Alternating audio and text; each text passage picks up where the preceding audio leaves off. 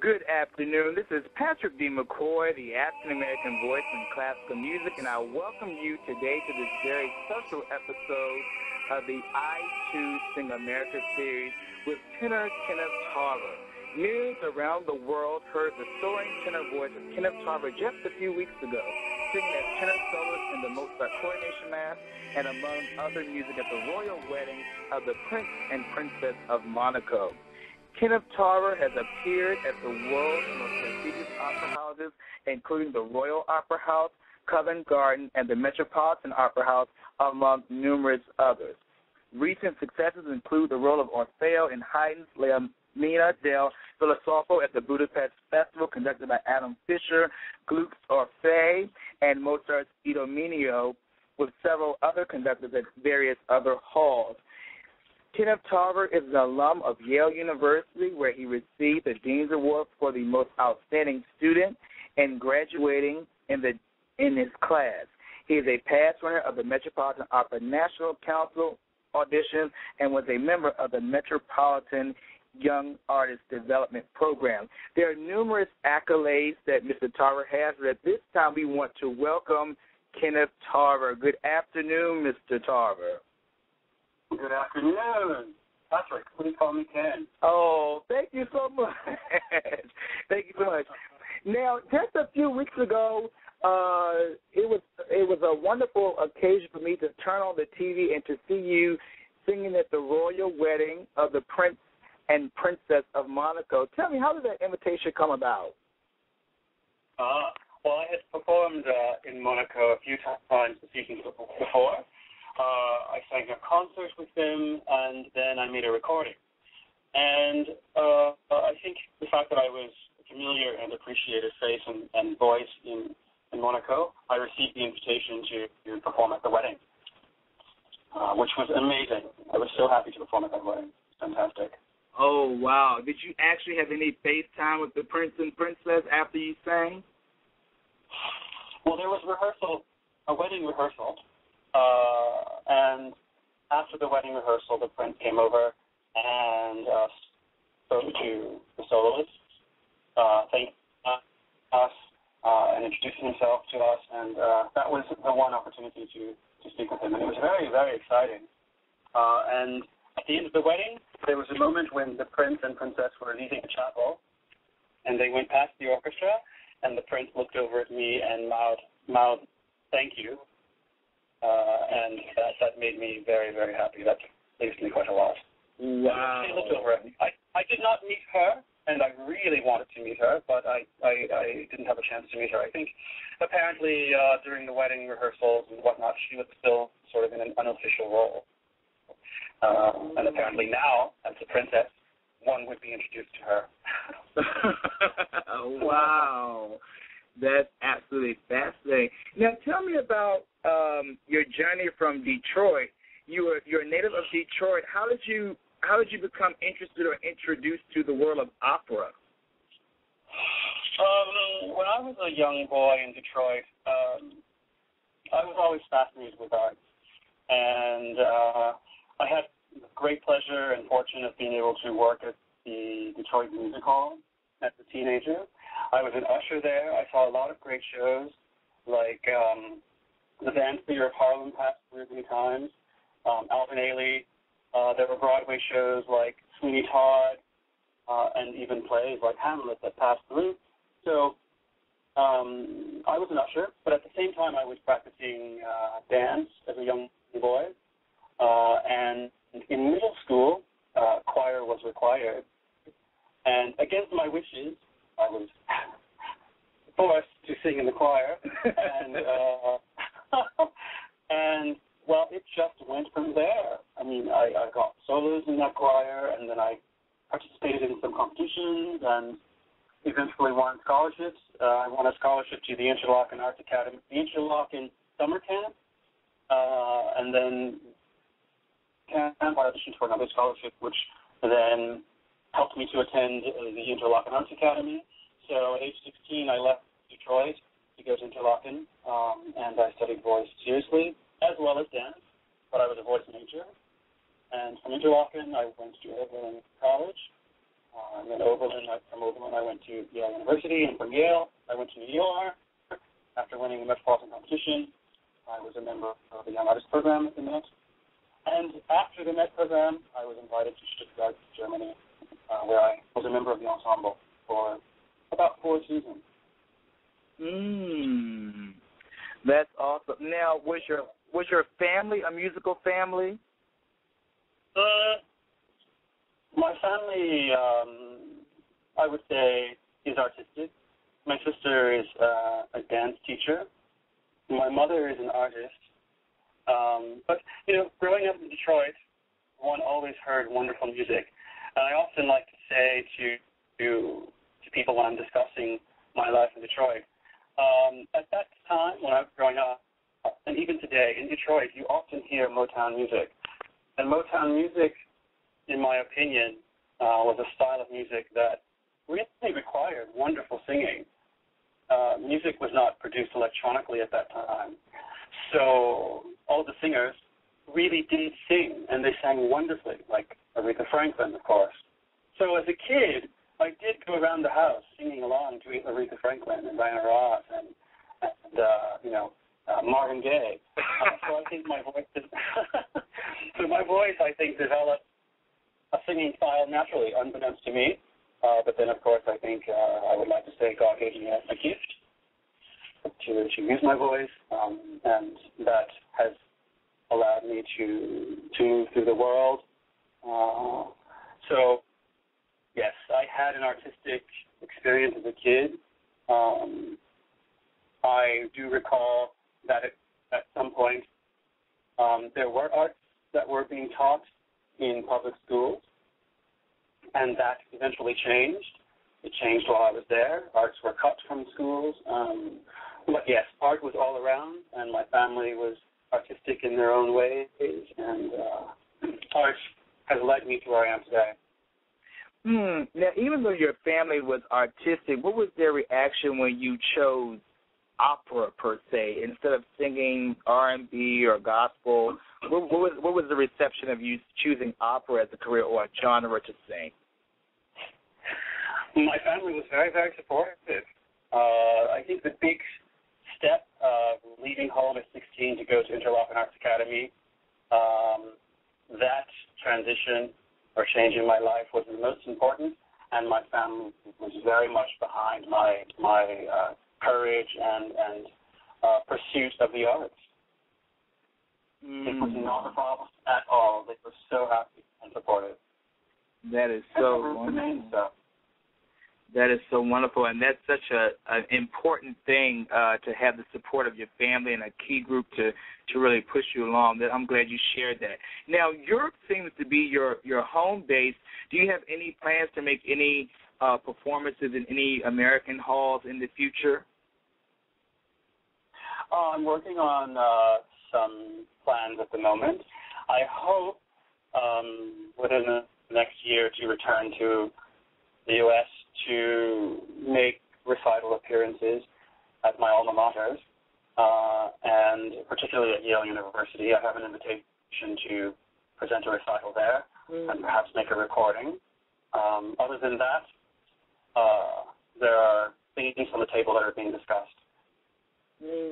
Well, I hope so, Kenneth, because as I mentioned to you, I posted a clip of you singing a Mozart aria onto my page on Facebook, which is devoted to African-American opera singers.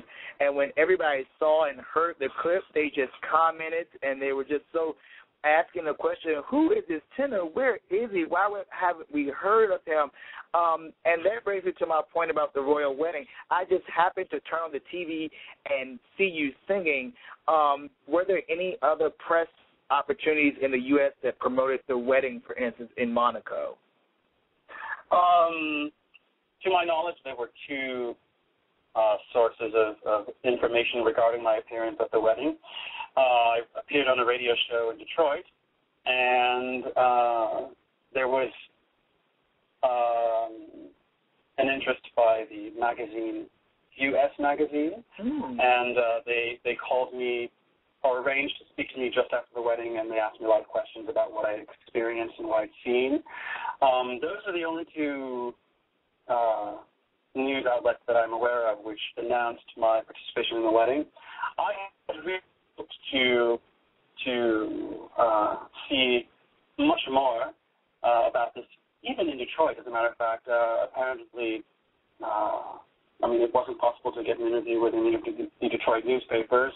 So, as far as I know, there are only two sources, and then, of course, yours, you noticed, you wrote on Facebook, which I appreciated so very much, and that's led to speaking to you right now, which I'm very grateful for. Oh, well, thank you, and I'm honored.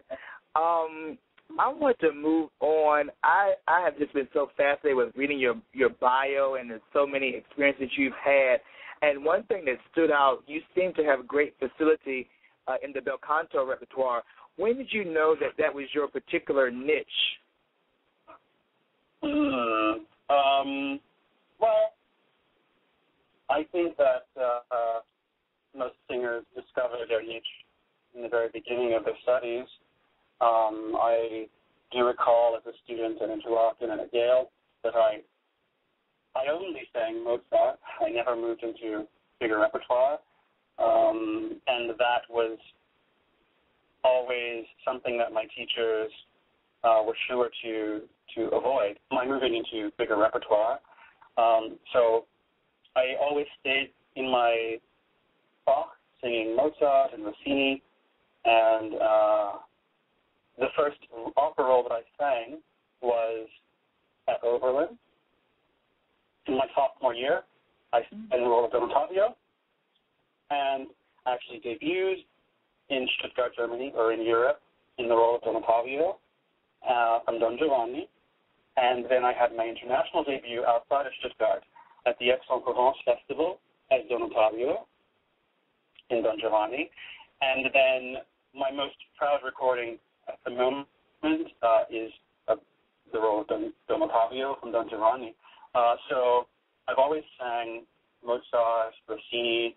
I've been recently singing as well Bach and Handel, Haydn.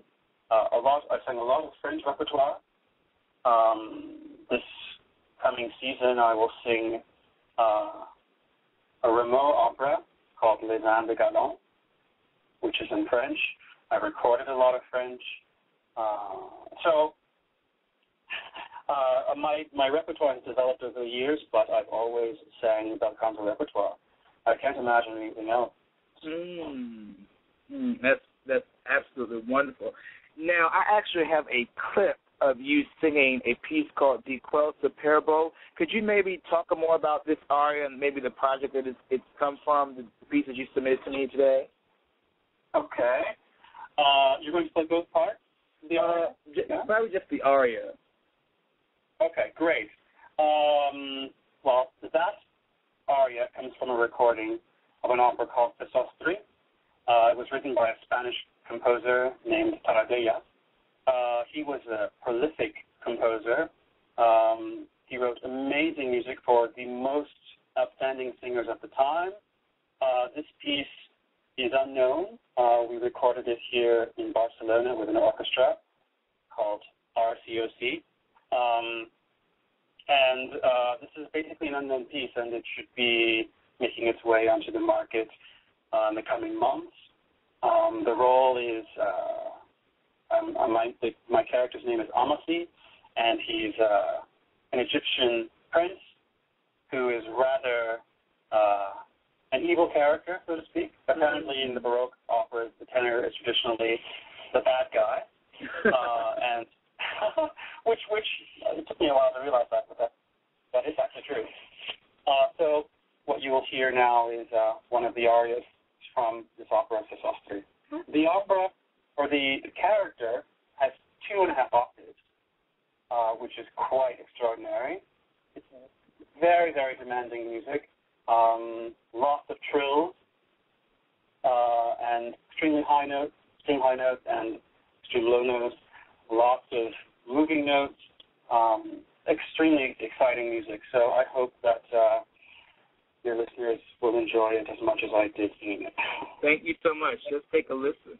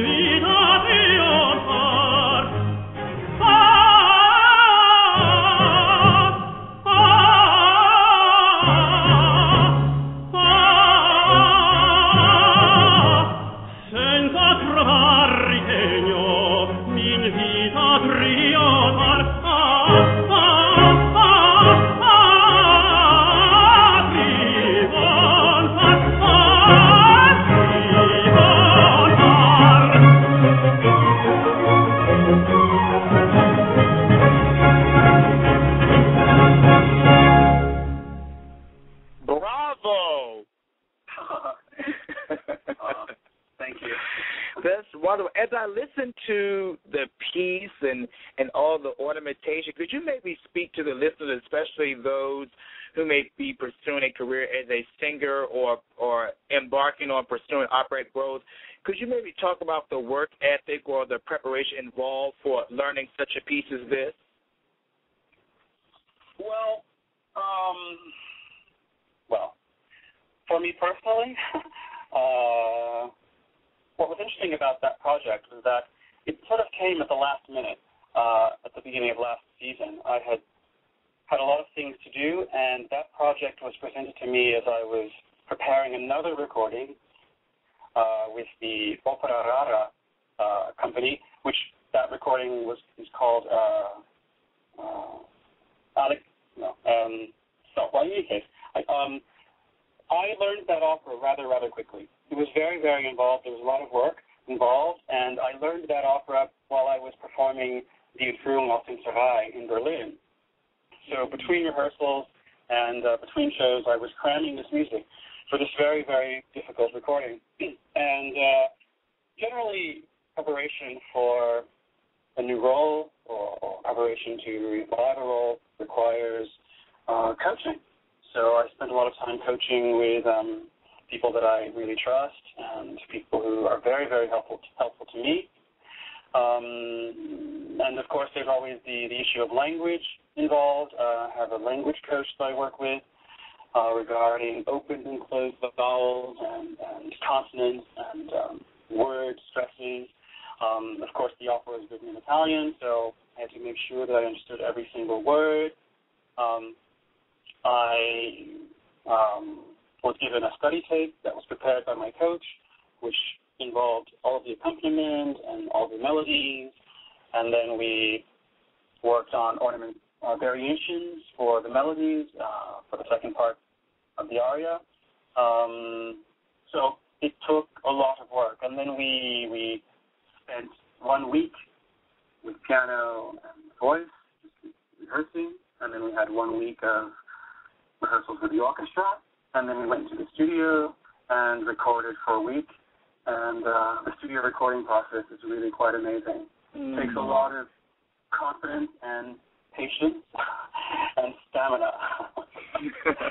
But recording this was such a delight. I'm so happy that it's available, that it will be available, and in my opinion, it's a representation of my current state of artistry. I've been working for, maybe 16 years professionally. And, each year has been a different year. I've been growing as an artist, and I would like to say that I'm quite convinced that I've just been getting better as an artist. And so this product is very satisfying to me because I think that I'm using the best skills as far as enunciation, timbre, language, musicality, and I'm happy that it's there as a record of my development until this point in my career. Well, you know what, Kenneth? I'm sorry, that's all right. I was just going to say I'm so glad that you took time to explicitly answer that question, because a lot of times, especially people who are not in the arena of classical music or opera, they would hear all of that bravura and the ornamentation that you just gave us in recording and just think that that just came overnight. So I'm glad that you explained, especially to these people who are aspiring to this career, it takes hard work to learn such a piece. It really does. It takes a lot of work. And to be honest, considering that I learned it under pressure, I was really fortunate to have a friend who came to my apartment and stayed with me for a week, and we really worked on the music every day. That opera actually has 25 recitatives. And recitatives, just 25. 25 recitatives, 4 extremely difficult arias, and terzetto. And the recitatives, the work involved in expressing recitatives, it just requires extreme skill. And so it was a lot of work. And I must say that I thought, there's no way I can do this. There's no way. There's just no way. I have so many things before. And just the next day after the recording finished, we had a concert, and then I went off to my next engagement, and I hadn't learned the music for the next engagement because I was using it to do this recording of the Sostri. So sometimes things come up at the last minute, and they're very, very important to do, and it requires a lot of confidence and study, and making music is not something to be taken lightly. It's very, very demanding, and it can cost a lot of money. The recording that I did with Opera Rara,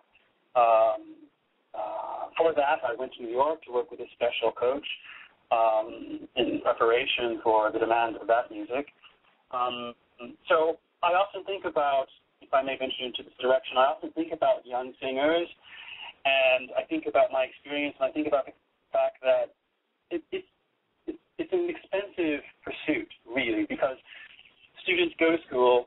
They often leave school with loan debts, and then they have to then pursue a way of making a living, while also developing their skills as artists, which then requires an investment in teachers. And we have to go to teachers and trust that they will give us the training and information that we need. And there can be many stumbling blocks along that path. And then the next big question is, how do I start my career? You know, how do I get a good agent?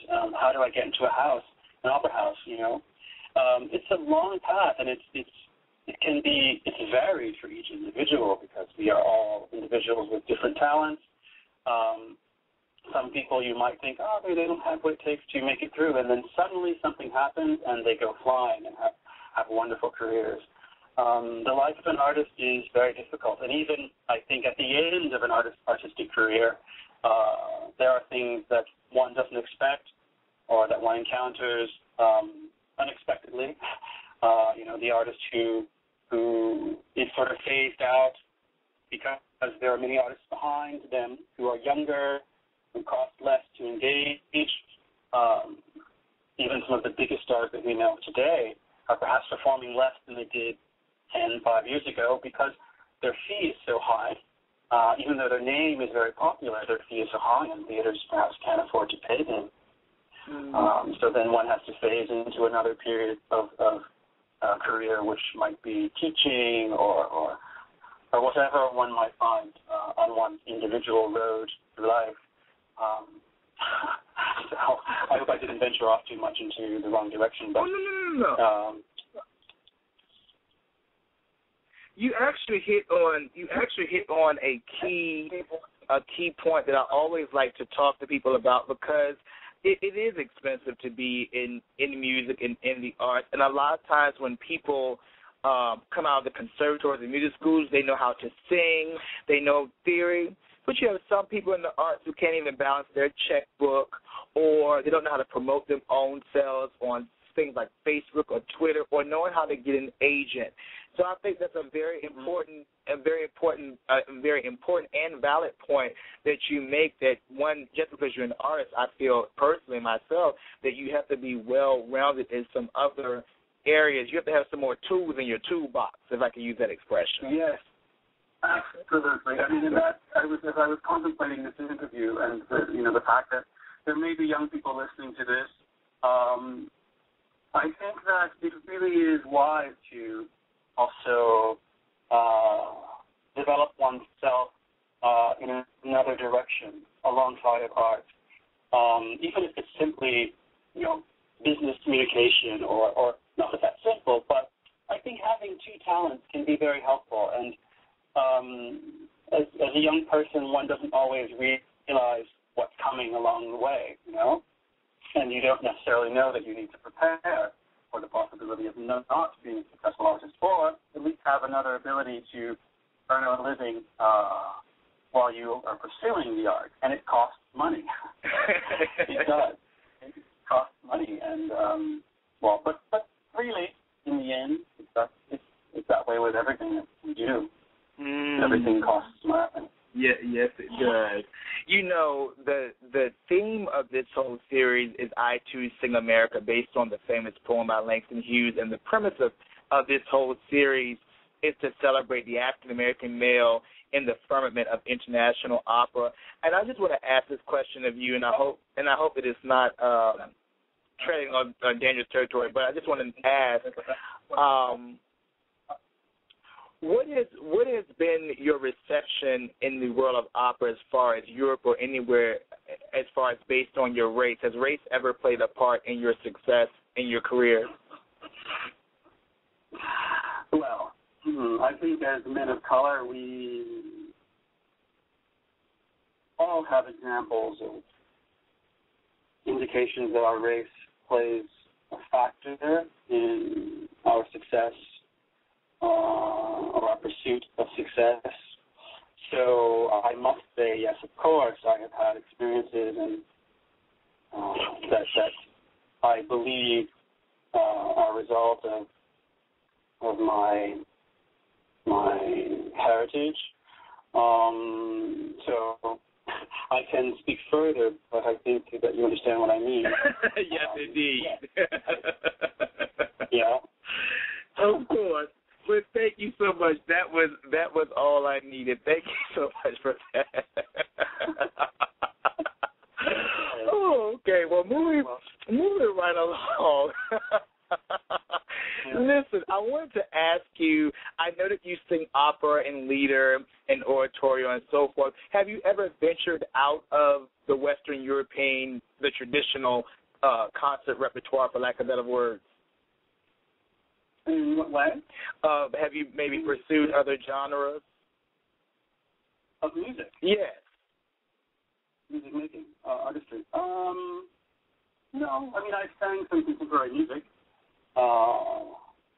which I really enjoyed. One particular piece, a Russian piece by a contemporary composer. Actually, I'm hoping to present that at Yale. Extremely beautiful music. It's a 20-minute piece, which involves a speaker, French, and a piano, and the music is extremely beautiful. The story is a poet, a Russian poet who was Jewish and persecuted for his outspoken views on politics, and of course because he was Jewish. In any case, that was the one venture outside of classical music, or no, not classical music, but traditional compositions, and it was a thrill, an absolute thrill. I performed it at the Verbier Festival. I performed it in Paris for Pierre Cardin, a special invitation, and then I also performed it at a festival in Germany 2 years ago, and I'm hoping to perform it at Yale sometime next season. Otherwise, I've stayed with the traditional classic repertoire, classic Baroque, etc., etc. Oh, wonderful. Now, just to close, I certainly want to thank you so much again for allowing me to have this time with you in this interview, and I hope that this certainly illumines and turns more listeners on to your exceptional artistry. Again, I just was floored to turn on the TV to see you singing the Mozart Coronation Mass. And do you recall any of the other musicians who were at that wedding who performed? Well, yes. The wedding was amazing. It was magical. It really was otherworldly. Sitting in the same room with princes and princesses and whatnot, and Andrea Bocelli sang at the wedding. David Boretti sang at the wedding. Renee Fleming sang at the wedding. It was quite wonderful. Now, didn't you sing a contemporary piece also? Yes, a piece from the Coronation Mass written by Paul McCartney, called the Celebration Mass, and I sang a duet from that with Lisa Larson as the prince and now princess were entering the space. And to me, when I stood to sing that, and I knew that they were entering, I couldn't see them from where I was standing, but I knew where they were. And as the music began, I began to feel quite emotional because I really felt so privileged to be participating in such a moment, to be using my voice to create an atmosphere for all of those people who were there, people that we generally can never meet, and I became overwhelmed with emotion and gratefulness for such a gift and honor and opportunity, and I began to reflect on where I've come from, and I was so thankful, and my emotions calmed down, and then I was able to sing. I had a conversation with a colleague who was saying, this wedding is, it's special, but, I don't have to do this, There are more things that are important. But I said to him, listen, people couldn't pay to to attend this moment in life, or people could not pay to attend this event. This was an invitation-only event, and it was a special event. So those were some of my thoughts during the wedding. I was very happy for the prince and princess, and I enjoyed the experience with my colleagues, sharing dressing rooms with Renee Fleming and Bocelli and Flores, and with the musicians of the orchestra and the conductor. We were all there to give this moment a special feeling. And the musical program for the wedding, I thought, was spectacular. We all agreed that it was so beautiful, so magical, the different composers that were chosen and selections. It was a very special event. Following the wedding, there was a big reception, of course, a big reception for all of the invited guests. I wasn't invited to that reception. Oh. No, I was not invited, and I knew beforehand that I wouldn't be invited. But Fleming and Flores, those guys were invited because I think they were extremely special guests of the royal family. There was a big party, and I wanted to be there. I was quite sad not to have been invited to that, but we had our own celebration afterwards with the opera director, and it was interesting because during that dinner, I was thinking about the amazing experience that I had, and then I had to come to terms with the fact that this magical moment was ending, and as I was landing, having dinner, I realized that I was so fortunate because I was landing into a beautiful place, a place of privilege. I feel very privileged to be able to make music and travel around and see different places and to use my voice. And so that magical world that I participated, that magical world that I contributed to is special, but I think my life and the things I've seen and do are also very, very special, and I'm very, very grateful for that. That's the most important point. That's what I wanted to say, is that I'm quite grateful for my life and what I'm allowed to do. Well, Kenneth, I want to thank you so much for sharing with us today on this very special interview with you. I want to thank you for your time and your graciousness. Oh, my goodness, I'm so glad you shared with us. And so many of the listeners, I'm glad that we've had a chance to let more people know about your great artistry, because you're certainly doing a great work, and we hope to hear more and more of you. And when you're singing here, we need to know about it. Thank you, Pastor, for thanking me. But really, I am so thankful to you for your invitation. I'm really, really thankful to you for this opportunity to speak to people, your public, our public in this moment. I'm really grateful to you as well. It's a give and take, so I thank you as well. It's my absolute pleasure to speak to you, and I haven't tried to edit what I've said. I just try to speak from my heart, as friend to friend, and person to person. And so I thank you for this invitation and opportunity. Oh, certainly. Listen, thank you so much. And just as we close, could you by any chance let the listeners know where they can perhaps access your website or any other venues that they can maybe keep up with you and follow your career? Well, of course, I have a website, KennethTarver.com, and there's also a Facebook fan page. Those are the two. Well, my website generally has current information, so that's where one can see my story as it develops. And then there's also Facebook at the moment, and perhaps there will be some other way as well in the future of letting people know what's happening. Great. Well, Kenneth, thank you so much for joining us live from Europe. And by the way, what is the time there? It's 20 minutes to 7 p.m. here in Barcelona. Oh, wow. But listen, in that case, we're going to wish you a great evening, and thank you so much for joining us today. Patrick, you're very welcome, and anytime you'd like to have me on your show, I would be very delighted to appear. Good deal. Thank you so much. Have a great evening. Thank you. You too. Thank you so much. God bless everyone.